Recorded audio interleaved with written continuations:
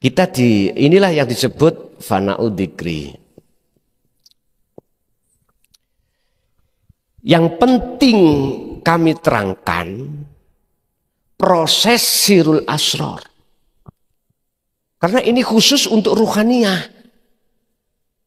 Allah huwa jasmaniyah. Anta wa ana ruhaniyah. Makanya yang perlu kami jabarkan terkait, mohon maaf, hubungan kabel ruhaniyah dengan Allah itu di sirul asror. Nanti anak ini dengan sendirinya akan muncul. Karena anak ini buah. Jenengan nandur tanaman, gak usah arep-arep buahnya. Gak usah. Cukup jenengan iku menjaga tanaman itu. Waktunya banyoni air. Kasih air. Waktu ngemes. Walaupun kau tidak arep-arep, nanti buahnya akan waktunya datang, ya datang sendiri. Kemakrifatan pada Allah muncul anak, ini nanti akan muncul dengan sendirinya seiring berjalannya jenengan iki biriyadati wal azkar lewat sirul asror niki.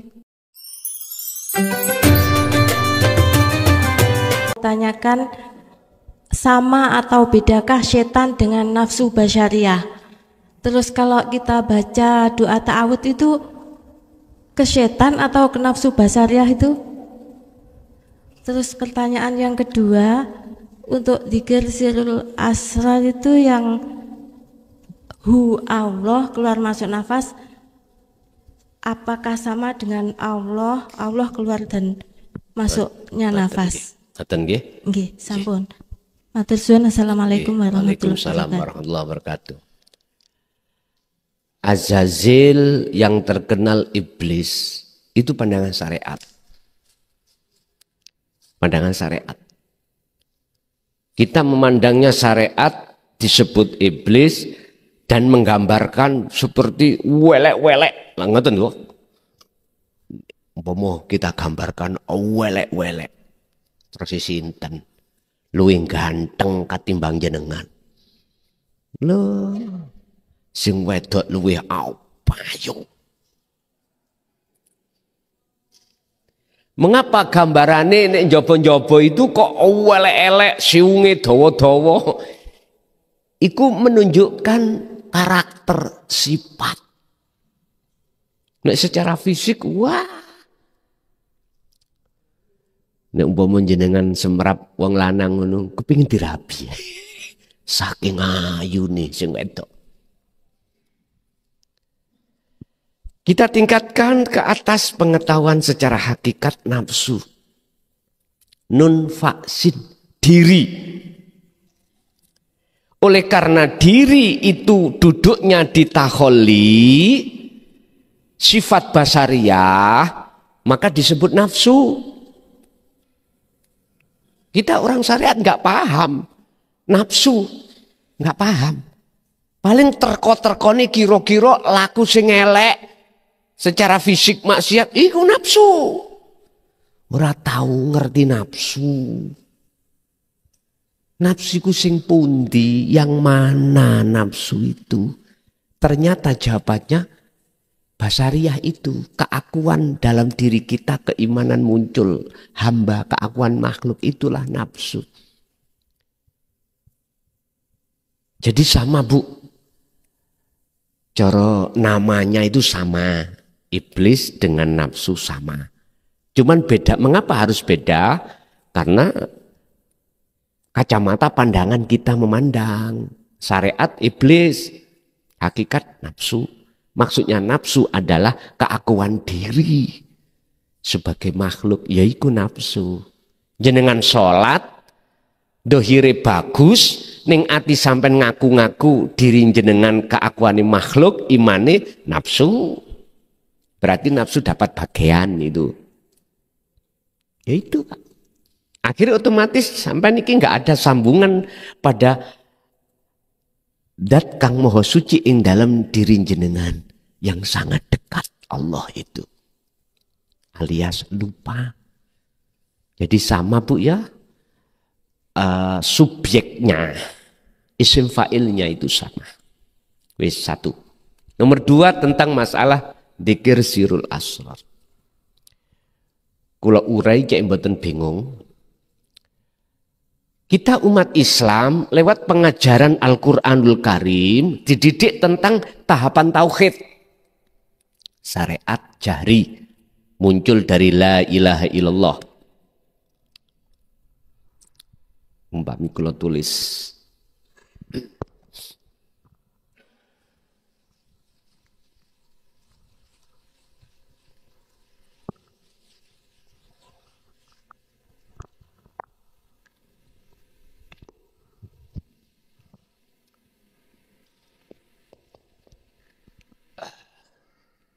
Syariat kita dididik tauhid la ilaha illallah. Dzikirnya adalah jahri. Dalam thariqah kita dididik la ilaha illallah. Dzikirnya sirri. Di hakikat kita dididik tauhid la ilaha illa anta, munculnya sirul asror. Di makrifat kita dididik la ilaha illa ana ingsun, ingsun Allah. Berarti sudah ditajali. Nek kalau ini kita ingsunnya makhluk takholisasian. Kita inilah yang disebut fana'u dzikri. Yang penting kami terangkan proses sirul asror. Karena ini khusus untuk ruhaniyah. Allah huwa jasmaniyah. Anta wa ana ruhaniyah. Makanya yang perlu kami jabarkan terkait, mohon maaf, hubungan khabl ruhaniyah dengan Allah itu di sirul asrar. Nanti anak ini dengan sendirinya akan muncul. Karena anak ini buah. Jenengan nandur tanaman, gak usah arep-arep buahnya, gak usah. Cukup jenengan iku menjaga tanaman itu, waktunya banyoni air, kasih air. Waktu ngemes. Walaupun kau tidak arep-arep, nanti buahnya akan waktunya datang, ya datang sendiri. Kemakrifatan pada Allah muncul anak, ini nanti akan muncul dengan sendirinya seiring berjalannya jenengan iki biriyadati wal adhkar lewat sirul asrar niki. Kan ada 3 sirul asrarnya. Merasa, melihat, menyatakan, su'aul basiroh, merasa. Artinya Anda akan dalam hati jenengan, rasa itu apa sih? Iman. Akan beriman, akan merasakan Allah itu dekat, anta dekat, yang berperan jikalau jenengan sudah memendem, mengubur ning bumi humul keakuanmu sebagai makhluk, dipendem. Makanya ketika jenengan berzikir sirul asr, dzikir tanpa ngucap loh, bila lafdin wa kalamin wa ismin, sudah tidak, diem. Hati jenengan yang berjalan iku rasa, iman, merasakan kehadiran Allah di dalam diri Anda setelah kehilangan keakuan Anda. Itu boleh dibarengi dengan dzikir sir. Dzikir sir itu dzikir yang diucapkan di dalam hati tapi masih isim, masih nama, masih berlafat, berkalam. Walaupun kalamnya itu diucapkan hati Allah. Ada yang hu masuk keluar Allah. Atau dibalik monggo sak kerso, pundi yang nyaman. Tapi ingat, letaknya di manakah dzikir yang menjadikan Anda rohania itu sampai ke makrifat? Jawabannya di sirrul asrar. Sebab ketika jenengan sudah mengasah terus mendawamkan dzikir rasa ini, nanti Allah sendiri yang akan menilai. Akhirnya jenengan dimasukkan ainul basiroh, melihat. Artinya melihat seakan-akan ruhania itu melihat Allah. Padahal yang disebut bertemu liqo pada Allah itu adalah la ibsorun wa mubsorun wa basorun. Nama makhluk roh nggak ada, hilang. Yang melihat mata hilang. Nama Allah yang dilihat hilang. Nama apa?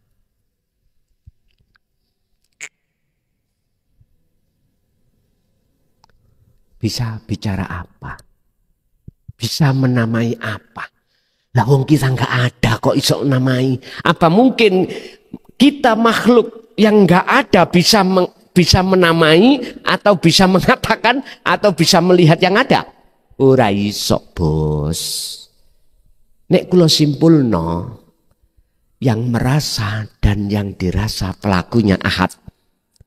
Yang melihat dan yang dilihat pelakunya ahad. Yang beriman dan yang diimani pelakunya ahad. Isih bingung? Nggih kula sik bingung. Oke, nek jenengan sih bingung, lakonono ae. Engkau nanti jenengan nek wis diletakkan Allah ainul basyirah, wis gak bingung. Akhirnya pasti sak jengkal hakul basyirah menyatakan, oh iya aku iki Allah.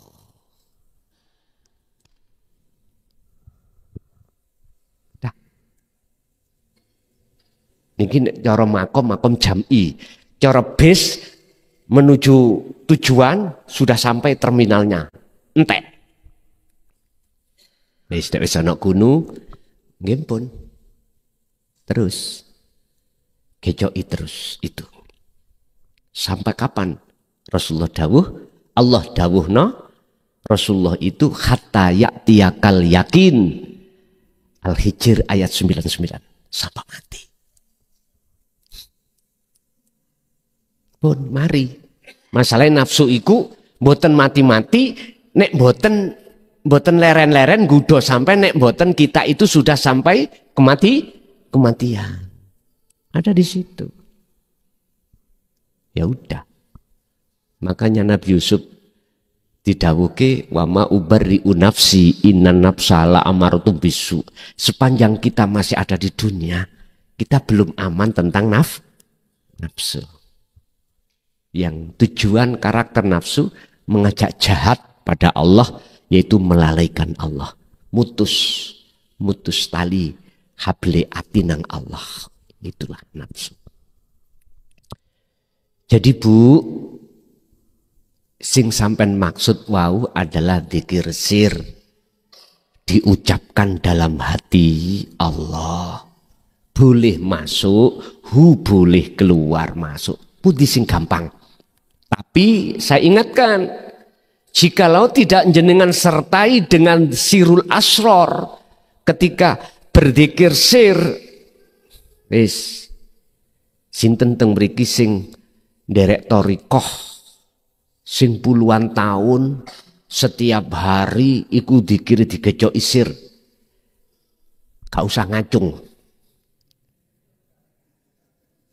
Tapi tak omong, ending sampean itu mesti ning alam mukasafah, makom karomah. Lho nggih, makom karomah jenengan. Makom karomah itu kalau kita bahas di Hikam itu disebut makom tajrid. Jenengan punya karomah, dengan karomah itu jenengan mencari ma'isyatu dunya, kebutuhan dunia iki gak atik nyambut gawe. Ono tamu teko, nggo masalah, sebelum diomong, jenengan sudah tahu. Iki tamu mau islah, diwingi gegeran.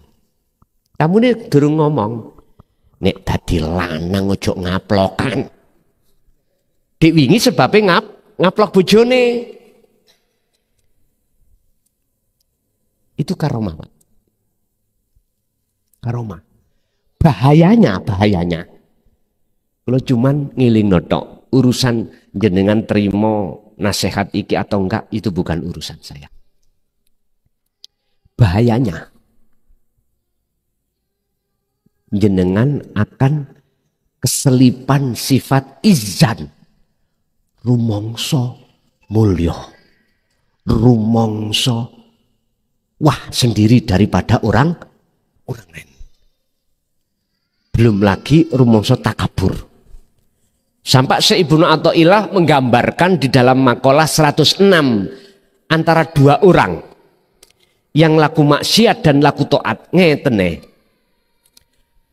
Lebih baik kau laku maksiat dohirmu, tapi di dalam hatimu itu bisa ngubur mendem jero ning bumi khomul. Akhirnya muncul kau itu merasa terhina, merasa ino. Berarti sifat hakikat hamba melekat dalam hatimu, dalam dirimu sebagai hamba, yaitu ino. Lebih baik seperti ini, karena ini bisa menjadikan kau bisa makrifat pada Allah daripada kau laku taat, tapi ndadekno menjadikan hatimu ikut takabur dan rumongso gumedhe, rumongso mulyamu, rumongso apik.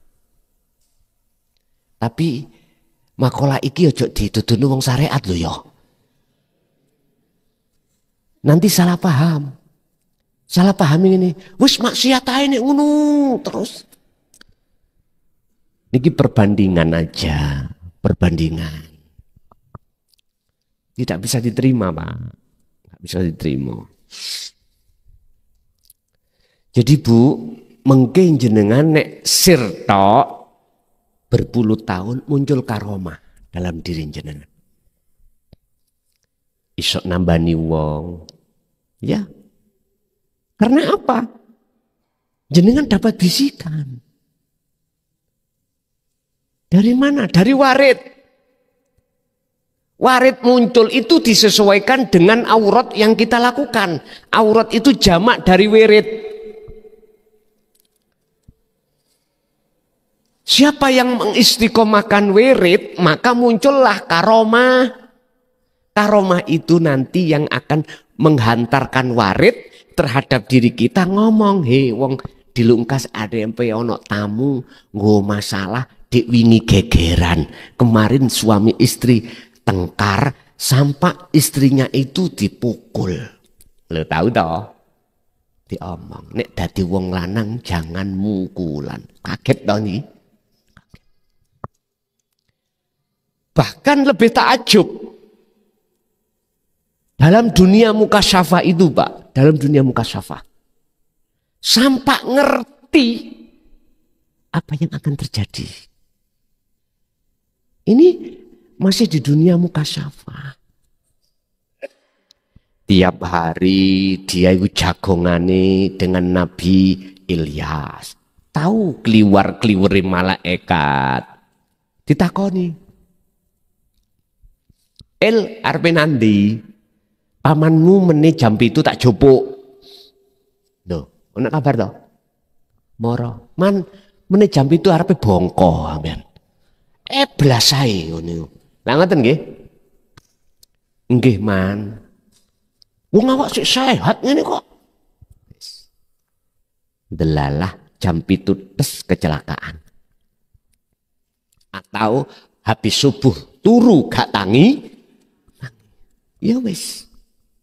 Akhirnya masyhur, Pak, krungu masyarakat. Masyarakat sih nggak paham. Akhirnya berbondong-bondong. Lebih-lebih yang banyak utang.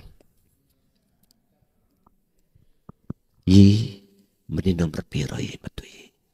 Kalau utang kula kuwatah ngoten. Warite ngomong 3661 misalnya. Lu kok ya pas temenan. Semua masyarakat yang gak paham mesti mengatakan anta waliullah. Lah ngoten to. Nyun sewu. Cirine wali ku gak ngono. Buka ning Quran. Ala inna auliya Allah la khaufun alaihim walahum yahzanun. Sesungguhnya para kekasih Allah itu adalah la khaufun. Ruhannya sudah tidak ada rasa takut dengan apapun kehidupan dunia ataupun kehidupan akhirat. Walahum yahzanun, rasa khawatir apapun gak takut. Mengapa beliau gak takut? Karena yang nyata semuanya Allah, dia hanya wa aslimu lahu, pasrah, semua tahu Allah yang berperan, udah nyantai dia. Itulah kekasih Allah. Bila mana ada kekasih Allah, kok yo ada bonus, dibonusi ilmu karomah ya iso uga. Nek tak simpulno, orang yang tahu akan kejadian hari esok belum tentu iku kekasih Allah. Dengan catatan bila mana dia itu waridnya masih warid minasyaiton. Warid ada dua Pak, minasyaiton dan minallah. Niki ngapunten ingkang kathah. Tapi jikalau dirinya itu sudah lepas keakuan diri makhluk, dalam hatinya sing roh Allah. Aku nih Allah. Segala-galanya akunya Allah. Ya sudah. Seperti contoh Kanjeng Nabi, mudune mukjizat. Terus di bawah Kanjeng Nabi karomah. Dan seterusnya. Begitulah. Jadi Bu, silahkan berzikir sir dengan ucapan hati keluar masuk napas hu Allah atau dibalik. Tapi pesan saya, tolong sertakan sirul asror. Sebab sirul asror itulah yang akan tenggelam melewati Baitul Ma'mur menuju Sidratul Muntaha. Bun. Kesadaran penuh bahwasanya la maujudan illallah. Okay. Udah dua ya Imam ya. Okay. Monggo ibu kurang satu lagi. Nek nggak ada kok tak wenehno Bapak Kakung. Mboten enten? Pun Bapak berarti jenengan kagungan jatah 4. Monggo. Assalamualaikum warahmatullahi wabarakatuh. Yang saya hormati Tuan Guru dan saudara-saudara jamaah semuanya. Kali ini yang saya pertanyakan juga sama bercerita sedikit. Begini Tuan Guru, seandainya si Salik sama Allah sudah diperjalankan di alam dunia ini, sudah sampai makom musyahadah, otomatis si Salik kan sudah menyaksikan kebesaran keindahan Allah. Yang saya pertanyakan, nanti seandainya di alam akhirat itu apakah lebih indah pertemuan dengan Allah, kondisinya seperti di dunia ini sama di alam akhirat itu, apakah lebih indah di alam akhirat atau di alam dunia ini?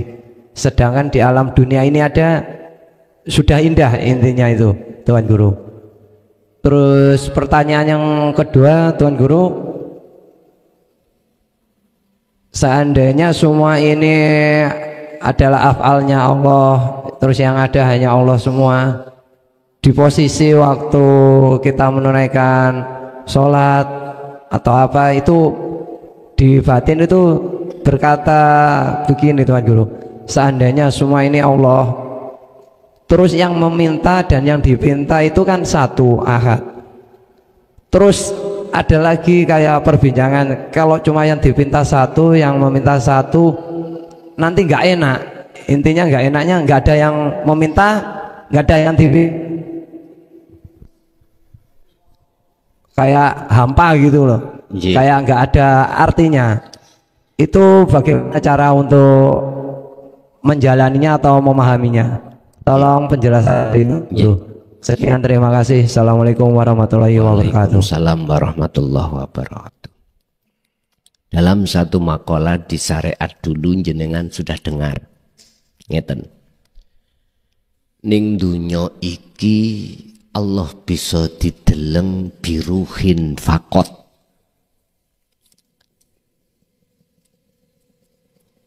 Dengan ruh saja.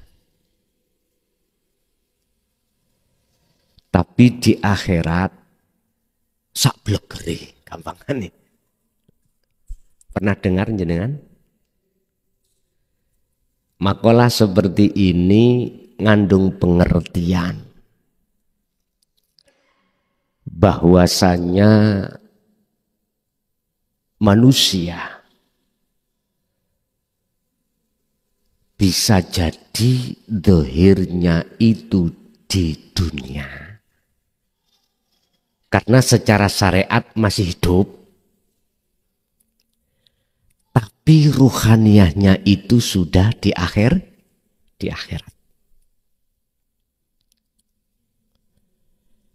Indahnya ketika memandang wajah Allah, itu laksana satu kenikmatan yang tidak bisa diukur dengan kenikmatan dunia. Ini di dunia, apalagi di akhirat. Akhirat miturut bahasanya orang syariat. 1. 2. Makalah. Di dunia Allah tidak bisa kita lihat. Di dunia tidak bisa kita bertemu Allah. Kita bertemu Allah itu setelah kematian.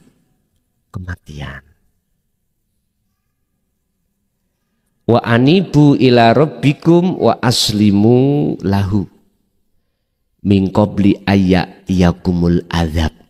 Adzab iki kalau bahasa syariat akhirat. Lekaslah kau kembali kepada Tuhanmu dan berserah dirilah kepadanya sebelum datangnya hari kiamat. Berarti inilah diartikan bertemu Allah itu setelah kematian. Penyono pengimannya golongan kita di orang syariat, mati-mati yang secara syar'i itu dipendem.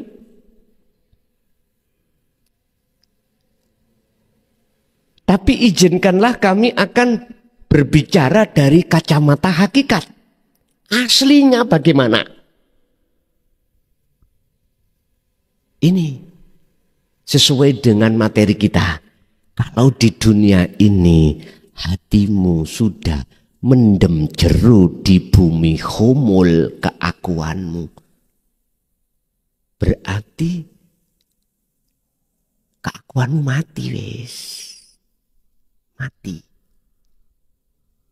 Ya niki mutu qoblal maut, matilah kau sebelum kau datangnya mati secara syariat. Matilah hakikat sebelum datangnya mati syariat. Baru kalau sudah paham di sini akan mengatakan, ternyata Allah itu tidak, Allah itu bisa ditemui saat di dunia. Artinya di dunia secara dohir jasadmu masih di dunia, tapi ruhaniyahmu itu sudah mati. Artinya sudah mematikan nafsumu. Ya niki Berarti rohaniamu sudah di akhirat. Disebut makrifat kan di situ. Ini Pak. Jikalau itu tidak lekas kau lakukan, min qabli ayatiyakumul adzab, sebelum datangnya kematian, maka sumalatun sorun, kau tidak akan dapat pertolongan. Kau akan dapat pertolongan. Sumalatun sorun. Berarti kebalikan ayat ini, jikalau belum datangnya kematian, Anda sudah kembali kepada Tuhanmu, maka summatun sorun, lanafinya dihilangkan, hilang, maka kau dapat pertolongan.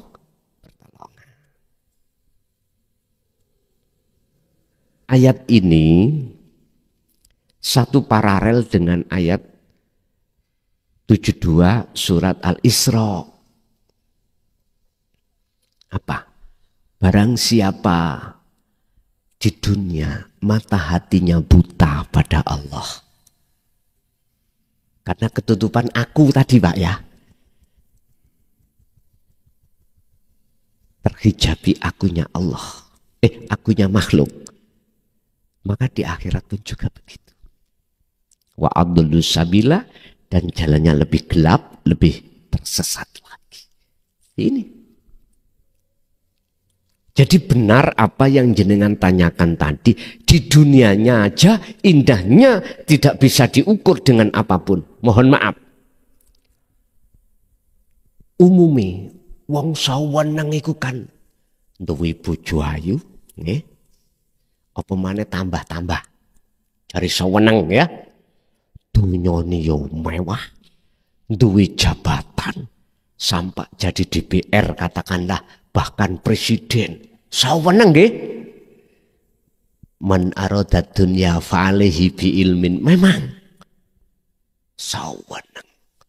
Tapi ini tidak Anda sadari, di belakang kesenanganmu itu ada rasa takut. Rasa gelisah. Apa? Takut nek ditinggal minggat bojone. Akhirnya ditinggal temen. Wis kelimpungan. Asalnya kaya, takut jatuh miskin. Diringkes Allah kekayaannya. Miskin asal ini gua dijunjung-junjung di tengah masyarakat saking dermawani sugihe.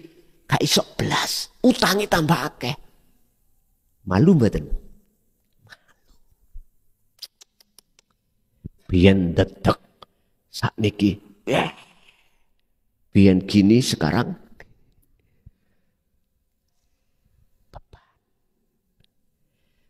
orang kaya yang ditakuti itu jatuh miskin.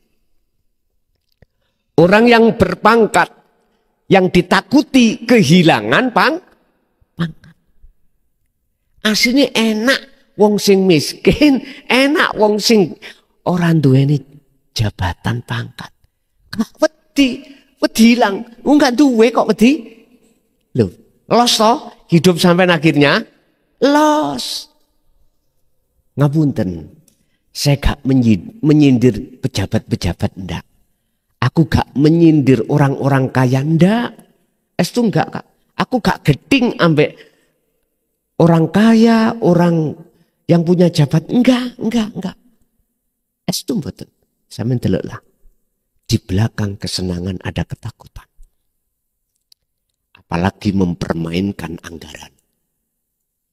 Itu ada panggilan KPK. Meriki Pak, nyut. Mangan ora enak, turu ora nyenyak. Ndu estu. Sing sugih takut jatuh miskin. Allah menghapus semuanya itu dengan cara ditipu, temannya bisnisnya hancur, bisa jadi. Tapi jenengan, manakala dijatuhkan Allah seperti itu, jangan suudon pada Allah. Allah iku nyelametno awakmu. Supaya tidak muncul takabur, tidak muncul izan rumangsa gagah, rumangsa kuat. Biar jenengan iku subhanaka inni kuntu minadz asline ngono. Cuman gak sadar. Tapi jenengan akan sadar nek gelem mengikuti ajaran Rasulullah di jalur dinu tauhid baru sadar. Makanya kemarin ada teman-teman kita yang seiman nyalokno DPR, nyalokno. Tapi seni. Dandanono makrifatmu dhisik. Dandanono dzikir musik. Nek iku wis kedandan, walaupun kau ini punya jabatan, dadi wong sing sugih terpandang, ruhaniyahmu itu mesti bali nang Gusti Allah, alias jabatanmu, kekayaanmu tidak menjadikan satu penghalang, penghijaban antara ruhaniyahmu dengan Allah, justru menjadi kendaraanmu untuk bertemu Allah. Jadi memang lebih indah, Pak, setelah jatuh kematian pertemuan terhadap Allah. Karena apa? Dohir batin sudah tidak ada urusan makhluk. Sudah tidak ada. Makanya syariat mengatakan sukning akhirat Gusti Allah iku kok delok lahir dan batin. Ini ku maksudnya tambah indah lagi. Sampai disanepokno wong sing mlebu swarga sing lanang diwene bidodari. Bidodari iku nek digawe esuk perawan, awan maneh sore perawan maneh. Turune kaya apa? Ngono iku jenengan bayangno bayuh penake yo ngono. Jadi nafsu kan nonton mriku tok, sing dipandangkan nikmat-nikmat yang seperti itu. Padahal itu kinayah. Kinayah. Aslinya ya apa? Itu loh, secara kesempurnaan sudah tidak ada lagi hijab syirik dalam hati jenengan. Pun satu. Yang nomor dua, tentang masalah si salik.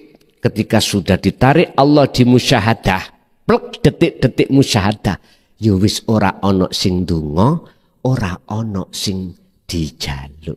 Sing jaluk ambek sing dijaluk wis ra ono. Kalau begitulah gak indah lah. Gak ada yang meminta, gak ada yang diminta gini. Lah terus bagaimana posisi kedudukan ayat Ud'uni astajib lakum. Lah ngoten nggih.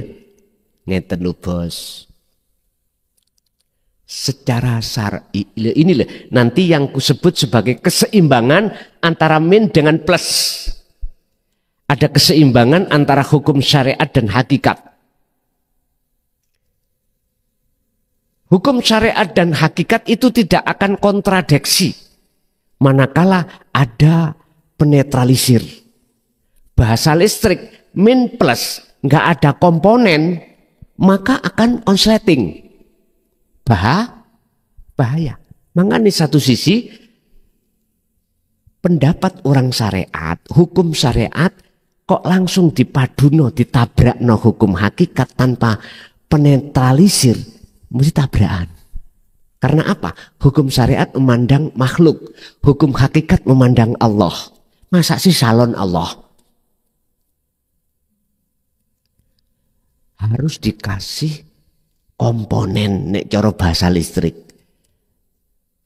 Kalau dikasih komponen maka rahmatan lil alamin. Ya ini menghasilkan lampu, cahaya karena ada komponen. Tapi aslinya ketemune min dengan plus.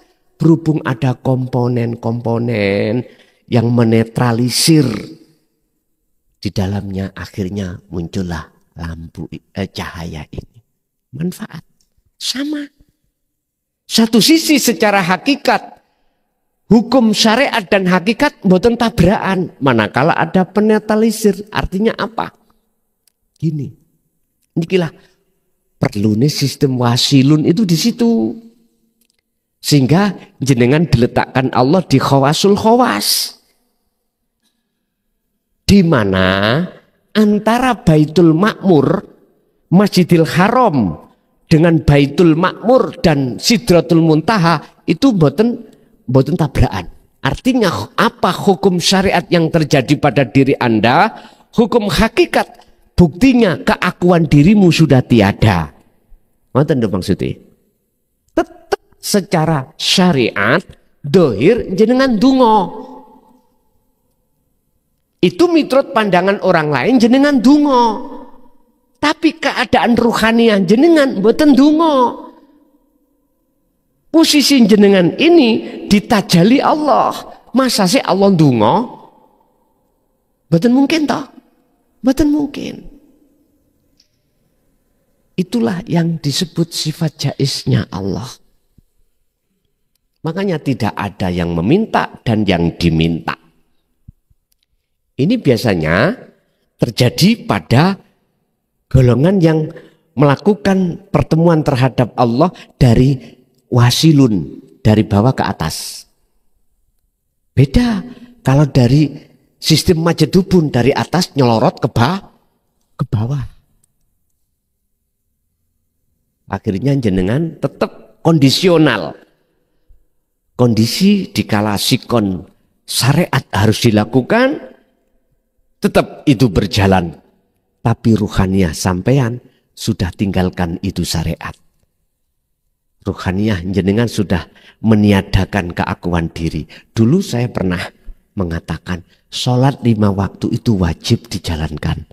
Dasari Al-Baqarah 238, hafidu ala sholawah, wajib. Tapi kalau Anda sudah masuk di dalam dunia hakikat makrifat, sudah dimusyahadah, tinggalkan itu. Artinya tinggalkan, keakuan dirimu yang melakukan itu ditanggalkan. Itu disebut wassolatil wusta. Sholat secara hakikat makrifat. Makanya sing gak bingung, sing bingung mesti ngene. Loh, jarene wajib dilakoni. Kok ya luwih wajib tinggalkan di situ. Maksudnya ngeten, keakuanmu saat melakukan itu tinggalkan. Otomatis keakuan Allah. Terus jangan kok simpulkan, berarti Gusti Allah sembahyang ya. Gusti Allah sholat ya. Itu kesimpulan konyol. Oke, biar apa? Netral. Itulah yang dimaksud qadim ala qadim. Puji Allah terhadap dirinya sendiri. Karena sudah selain Allah la maujud. Orang lain mengatakan berdoa, tapi bagi Anda sudah tidak. Karena diri Anda sudah tiada. Bagaimana Anda dikatakan berdoa, wong Anda sudah tidak ada. Begitulah Pak ya. Oke. Jadi kepingin biar iku indah, larilah kau lewat sistem wasilun. Nanti jatuhnya di khawasul khawas, baru manis seperti beliau Rasulullah. Makanya ada 4 kerasulan, sifatnya ada 4: sidik, fatonah, amanah, tabligh. Tapi kalau pakai sistem majedubun buat nenten iki pun jadab pun buat nenten. Tambah lagi 2 lagi orang.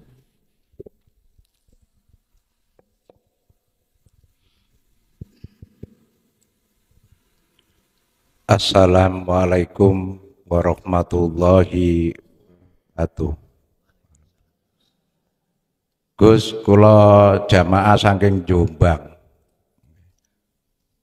Saya tak pujian mawon mengke Kalitan surah Anbiya ayat 25 mengke jenengan terangaken nek mantun kula pujian. Subhanallah suci neng ati, alhamdulillah muji neng Gusti, la ilaha illallah, ana rupa urip sejati, Allahu Akbar mung ana Gusti, Maha Agung kang murbeng dumati, sing sapa wonge bisa angerteni, sejatining diri satemene Gusti, la ilaha illallah, la ilaha illallah, la ilaha illa anta, la ilaha illa ana. Kalian ten surah Anbiya ayat 25. Bismillah. Wa ma arsalna min qablika mir rasulin ila nuki ilaihi annahu la ilaha illa ana fa'budun. Tolong jenengan jelas nih Gus. Assalamualaikum warahmatullahi wabarakatuh. Waalaikumsalam warahmatullahi wabarakatuh. Itu tadi ungkapan syair tatkala ruhania jatuhnya sudah di ahad. Tapi ingat, paham ilmunya belum tentu sudah dikatakan di ahad. Jikalau tidak wa amilu sholihah. Wal asri innal insana lafi khusrin illalladzina amanu, harus diteruskan wa amilus sholihah. Seperti kita ngajiku masih tarafnya ilmu, Pak. Apa yang ku sampaikan itu tarafnya ilmu, buahnya adalah faham. Akhirnya muncul iman. Amanu. Mestinya harus wa amilus, harus sampean praktek deh. Buktekno iman jenengan kalau diri ini Allah. Lagi kudu ditutuno dalane carane. Akhirnya dibukalah tentang tauhid anta wa ana. Paham langsung. Lah jenengan praktek inilah yang disebut kholwat. Apa sih artinya kholwat? Yakfur bittauhuti wa yu'min billah. Tinggalkan selain Allah. Kalau sudah Anda tinggalkan wa yu'min billah, imanmu akan benar-benar hanya pada Allah. Kata Rasul, iman yang benar disebut ihsan. Tarkib ihsan definisi antak budallaha ka'annaka taroh. Ketika kau menyembah seakan-akan bisa melihat wujudnya Allah. Fa'ilam taroh, apabila Anda tidak tahu Allah, maka Anda seakan-akan selalu dilihat. Nah, itulah proses su'aul basirah ke ainul basirah. Harus dilakoni, gak dipahami.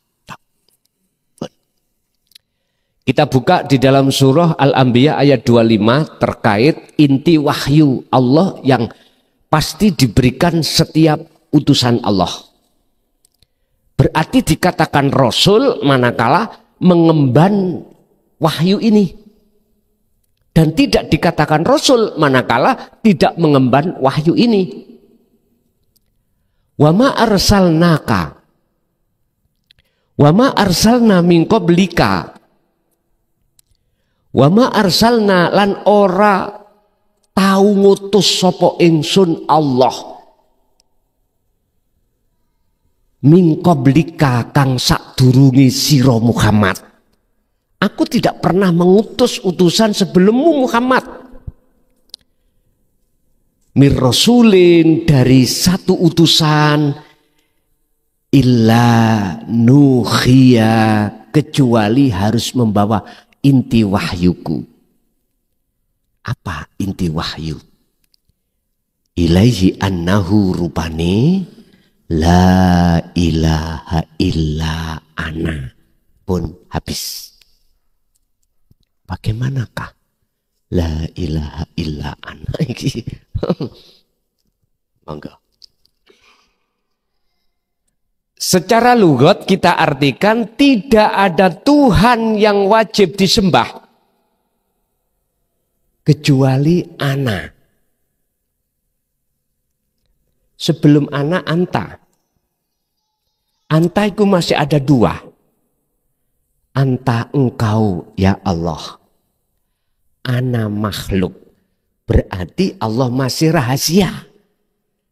Cuman wis dekat. Jenengan sudah merasa Allah itu sudah dekat. Wis gak nduding-nduding. Apa jare sing ngecet Lombok ngono. Lah ngeten iki biasae. Nek sik nduding merono berarti sik huwa dia. Kalau anta udah diem. Lah maksud daripada ana di sini itu ketika jenengan isinya la ilaha. La ilaha kan artinya tidak ada Tuhan. Artinya dalam hati Anda sudah tidak ada Anda makhluk. Masya Allah, perkara yang selain Allah, kalau dalam hikam disebut al-aghyar. Perkara selain Allah, perkara selain anak Allah itu sudah tiada dalam diri Anda, barulah isbat, maka jelas akan muncul anak Allahnya.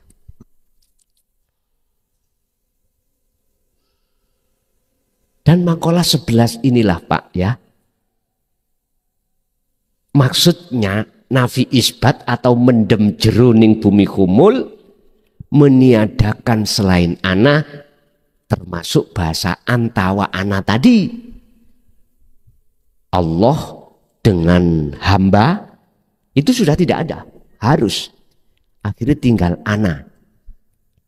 Dalam hadits qudsi Allah bersabda, janganlah kau menyebut jangan menyembah kau namaku, sifatku, atau zatku hidup, sembahlah aku. Ya iki maksudnya. Artinya semua utusan Allah yang kita sebut sebagai Rasul wajib menjelaskan kedudukan ayat ini terhadap umatnya masing-masing. Wajib. Sebab setelah ana fa'budun itu kata perintah. Supaya kita itu betul-betul menyembah kepadanya.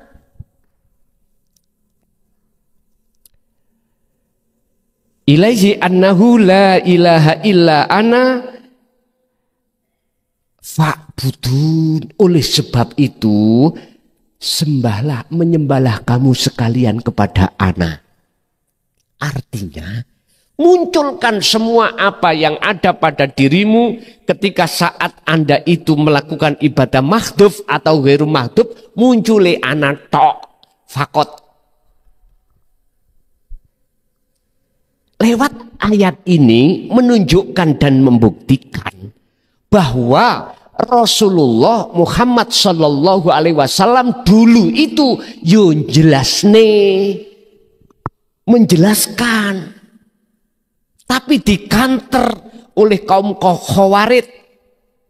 Gak pernah Rasulullah jelaskan hakikat ma'rifat anta wa ana, hanya menjelaskan syariat. Gak apa-apa, cuman aku gak iso mikir. Gak iso mikir. Gak iso mikir kalau ada makalah yang mengatakan bahwasanya Rasulullah hanya menyampaikan syariat saja, tidak hakikat makrifat, Bukannya aku nyalahno enggak, kula ora iso mikir. Karena apa? Jelas kok. Wa ma arsalna, ora tau ngutus sapa ingsun Allah. Nang sapa? Nang Kanjeng Nabi. Mingko belika sebelum kamu Muhammad, semua utusanku itu wajib mengemban wahyu inti ini, termasuk dirimu. Fa'budun itu menunjukkan jamak. Kalau ayat ini hanya untuk Rasul, mohon maaf, tidak fa'budun. Boten. Fa'budun menunjukkan Rasulullah untuk mendidik hambanya tentang la ilaha illa ana, supaya seluruh umatnya itu betul-betul menyembah pada ana. Loh, ngoten niki, paham nggih? Kalau ayat ini hanya untuk Rasul, fa'budune niku mboten memakai jamak. Mboten.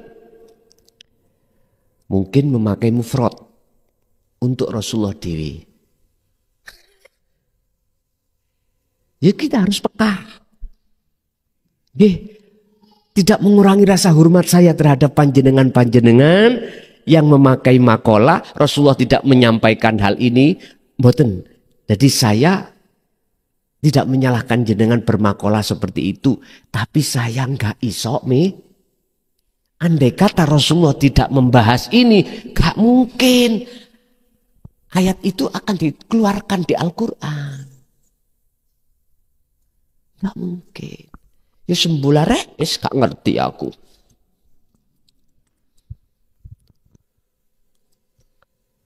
Mungkin pandangannya yang berbeda, hanya itu pandangan. Mengapa saya kok ya kekeh menyampaikan hal ini? Karena memang Qur'annya bicara begitu.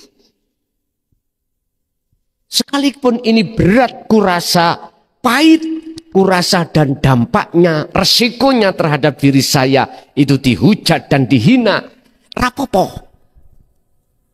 Tapi prinsip saya karena ini benar. Sepahit apapun saya katakan, urusan dilokno wong ket biyen pun boten napa-napa. Kan dulu sudah saya kasih tahu, ada umat Hindu yang memanggil saya itu bukan nama makhluk manusia. Saya dipanggil anjing, dipanggil babi toh. Mboten napa-napa. Gak salah mereka itu. Kalau paham mboten ngoten. Ajaran sampean itu, kamu itu roti rasa tai. Wis mboten napa-napa. Ben gak dawa-dawa ula, ya gak usah tak tanggapi. Ngeten mawon. Sambil nunggu barangkali suatu saat dia dapat hidayah dari Allah. Lho ngeten lho. Ngene gak iso dhek ya mbuh anake. Lho ngeten dah.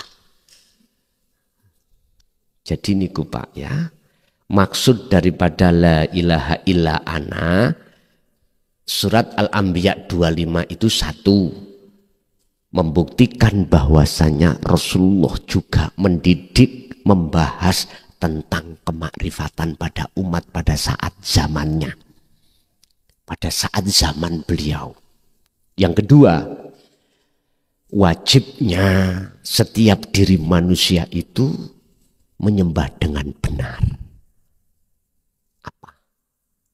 Yaitu tadi, ikhlas muncul dalam hati, cahaya makrifat, barulah dia itu disebut ibadah yang betul-betul nyembah pada Allah. Begitu. Oke. Satu lagi Pak.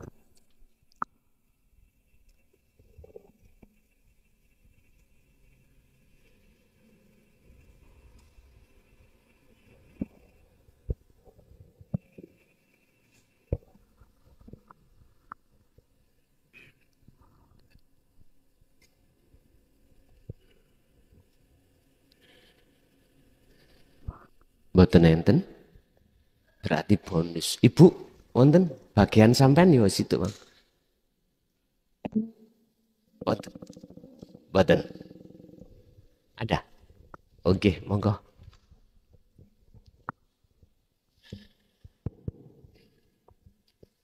Assalamualaikum warahmatullahi wabarakatuh. Waalaikumsalam warahmatullahi wabarakatuh. Nami kula Zainal Gus. Nggih, gadah meripat, gadah kuping, gadah mulut, nggih gadah irung. Lah sedaya niku kan cuma alat. Sing nyawang nggih Gusti Allah, sing mireng nggih Gusti Allah, sing ngambu nggih Gusti Allah, sing takon niki nggih Gusti Allah, sing kula tangkleti nggih Gusti Allah. Lah sedaya niki lak pun Gusti Allah sedaya. Lah sing nyekel mik niki nggih Gusti Allah. Umpami dahar sing didahar nggih Gusti Allah. Sing dahar nggih Gusti Allah.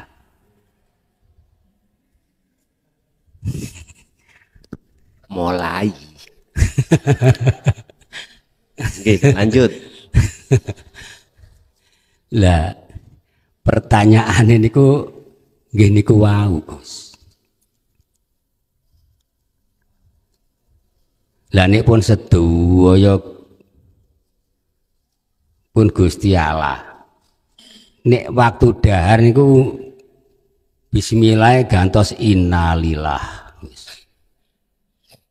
Asa lah sing pun sing dimpangan nggih Gusti Allah, sing mangan nggih Gusti Allah, sedaya pun Gusti Allah niku terus Pertanyaannya? lah pertanyaannya kedah pripun niki? Iku piye? Nggih. Pun. Assalamualaikum warahmatullahi wabarakatuh. Waalaikumsalam warahmatullahi wabarakatuh. Iki dosisnya tinggi nih, wow. Begitu diterangke langsung Gusti Allah. Itulah Pak, kalau sudah di ahad. Tapi kan bukan berarti harus didohirkan lah, betul tak? Sing dohirno ya sopo. Manakala itu berdohir, ya sudah. Iki Gusti Allah lahir batin. Nggih niku wau ingkang kula sebut makom musyahadah atau makom ahad atau makom makrifat pada Allah. Liqo pada Allah. Gini niku. Kalau sudah di situ nggak ada yang dibahas. Pun menang. Jadi kula nggih mboten bahas. Telas pun. Kalau bahasa tauhidnya diucapkan la ilaha illa ana dalam surat Toha ngoten 14 innani anallah la ilaha illa ana fa'budni wa aqimis shalah lidzikri. Ya sudah. Berarti iki bonus ya. Jadi wis paham, tinggal pertanyaannya kapan dan di mana keadaan seperti itu terjadi. Tak jamin ketika saat jenengan iku di zona tersebut, wilayah itu, mesti Anda ini sudah lalai dengan urusan-urusan duniawi. Lali anak, lali bojo, pun lepas pun. Gini ku hakikate eling iku meriku. Bisa dikatakan eling, dzikir karena sudah bertemu. Bagaimana sampean bisa dikatakan eling nang Mbak Desi, wong saya nggak pernah bertemu. Makanya dzikir kita selama ini yang la ilaha illallah, la ilaha illa ana la ilaha illahua epok-epok. Tahu epok-epok? Guyon. Dikir sejatine dikir, eling sejatine eling. Ada satu kesadaran mutlak dalam diri Anda bahwasanya apa yang ada hidup diri Anda itu sejatine Allah. Oke. Mugi sedaya ilmu ingkang Allah glontorno tak malam hari ini, sekalipun dosisnya langsung tinggi, estu dados ilmu yang bermanfaat terhadap kita, keluarga kita, dan diteruskan anak putu kita ila yaumil qiyamah. Lahumul Fatihah.